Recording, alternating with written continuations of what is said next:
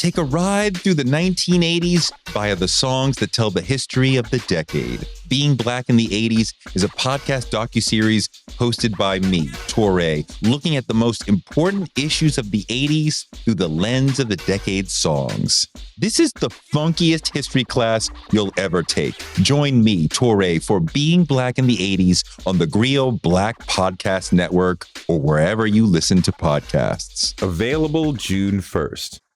You are now listening to theGrio's Black Podcast Network, Black Culture Amplified. Hello, and welcome back. I know you missed me, or maybe you didn't. Maybe you came to this directly from the last episode. And if you did, you know that we're having multiple episodes conversation about CRT versus critical race theory. And so I want to welcome you to theGrio Daily, the only podcast that will explain the two CRTs. Over the last episode, we talked about critical race theory, some of its origins, how it, Derek Bell didn't necessarily create it. It was, it evolved because some of the principles in the actual critical race theory have been around before Derek Bell was even born, right? W. Du Bois always talked about some of these principles, even people like Martin Luther King, right? So these principles have always existed among Black scholars. As they evolved, more Black scholars kind of wanted to examine them in a structural way. And that's how critical race theory was born, out of critical theory. Now, one of the first critical theories was a guy named Karl Marx, right? He had this critical theory of economics, right? That is called Marxism. Because Marxism was an early critical theory, anyone who uses any kind of critical theory, dumb people will always call them Marxists because they're examining something through the lens of another thing, right? But what they don't understand is that white people examine things through the lens of race too. And that's what birthed this whole controversy. Now we're going to have to talk about CRT, not critical race theory. In 2021, 2020, white people began to rebrand critical race theory as CRT. They talked about it on the internet, and this guy named Christopher Rufo, he even tweeted that he is intentionally putting basically everything Black under the brand of CRT and then driving up the negative perceptions. That was his goal, right? The reason that he did that was not because he was an opponent of real history or Black people learning. He was just a right-wing dude, right? He said, how do I brand this stuff that I don't like? And he settled on critical race theory, and people jumped in with both feet, right? Because they had never taken this graduate level class and they had never heard of critical race theory. They just adopted his definition. Critical race theory is, making white kids feel bad. Critical race theories believe that every white person is racist. And they didn't just start believing this. They started writing laws, right? Nearly every state law, the last time I counted was 34 states, is based on Christopher Rufo's definition of critical race theory. They say critical race theory means America is a racist country. Doesn't mean that, but that's what it says. They say it means that one sex, race, ethnicity, color, or national origin is inherently superior to another race, sex, religion, national origin. Critical race theory doesn't say that. In fact, it says the opposite. But CRT, this thing that they invented, says that, right? In fact, critical race theory is based on the principle that race is just something that people made up, right? Countries are just arbitrarily drawn lines. But the other principle that CRT says that an individual, by the virtue of the race, sex, national origin, blah, blah, blah, can be inherently sexist, racist, or privileged, whether it's subconsciously or unconsciously. Critical race theory doesn't say that. Christopher Rufo and white people said that, and they put it under the definition of CRT. The moral character of those individuals are determined by their sex, race, ethnicity, gender, sexuality, something like that. Like, that's one of the principles. That meritocracy or traits like working hard, studying hard, are racist, sexist, and oppressive. Critical race theory doesn't say anything like that.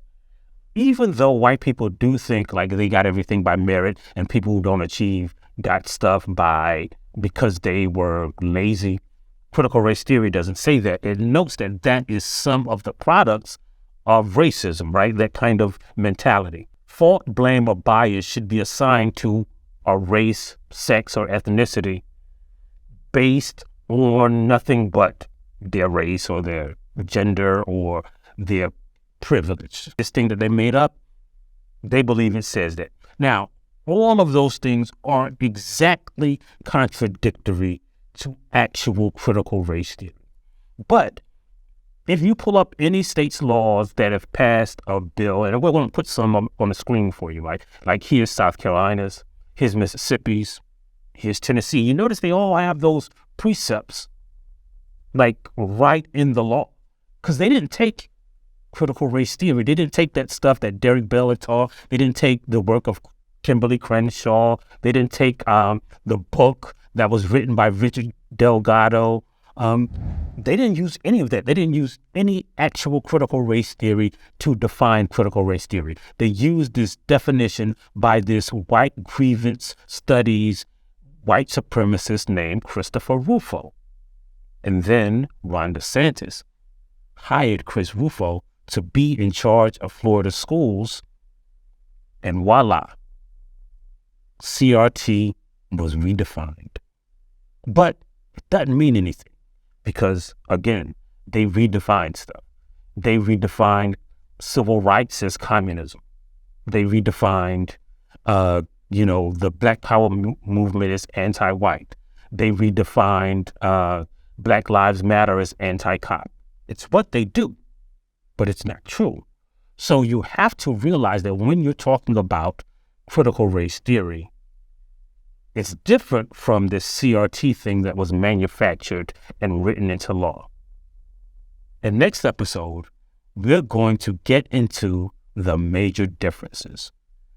But first, you got to tell a friend about this podcast. First, you got to download that theGrio app. And first, you got to subscribe on whatever platform you listen to this podcast. And of course, you got to wait for me to give you that black saying that we end every podcast with. And today's black saying is, a lie don't kill, who tell it? But white people do. We'll see you next time on theGrio Daily. If you like what you heard, please give us a 5-star review, download the theGrio app, subscribe to the show, and share it with everyone you know. Please email all questions, suggestions, and compliments to podcast@thegrio.com.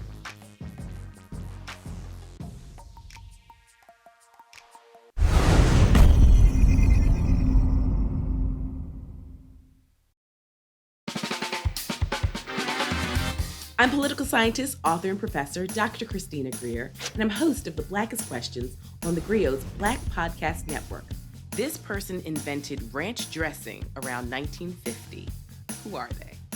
I have no idea. This all began as an exclusive Black History trivia party at my home in Harlem with family and friends. And they got so popular, it seemed only right to share the fun with our Grio listeners. Each week, we invite a familiar face on the podcast to play. What was the name of the person who was an enslaved chief cook for George Washington and later ran away to freedom? In 1868, this university was the first in the country to open a medical school that welcomed medical students of all races, genders, and social classes. What university was it? This is why I like doing stuff with you, because I leave educated. I was not taught this in Alabama public schools. Question number 3, you ready? Yes. Let me try to redeem myself. How did we go from Kwanzaa to these obscure... Fast forward, darling. This is like the New York Times crossword from a Monday to a Saturday. right or wrong, because all we care about is the journey and having some fun while we do it. I'm excited and also a little nervous. Oh, listen, no need to be nervous. And as I tell all of my guests, this is an opportunity for us to educate ourselves because Black history is American history. So we're just going to have some fun. Listen, some people get 0 out of 5. Some people get 5 out of 5. It doesn't matter. We're just going to be on a little intellectual journey together. Latoya Cantrell? That's right. Mayor Latoya Cantrell. Hercules Posey. Born in 1754, and he was a member of the Mount Vernon slave community, widely admired for his culinary skills. I'm going to guess Afro-punk. Close. It's Afro Nation. So last year, according to my research, it's Samuel Wilson, aka Falcon. Wrong. Wrong. I am disputing this. I'm very 99.9999 sure that it is Representative John Lewis, who is also from the state of Alabama. That lets you know, Christina, we got some goodness come out of Alabama. There's something in the water in Alabama, and you are absolutely correct. The harder they come.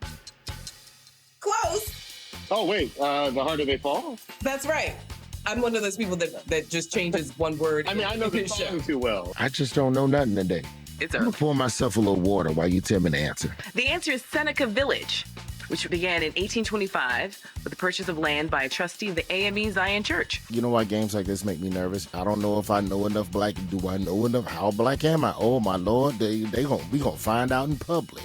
So give us a follow, subscribe, and join us on the Blackest Questions.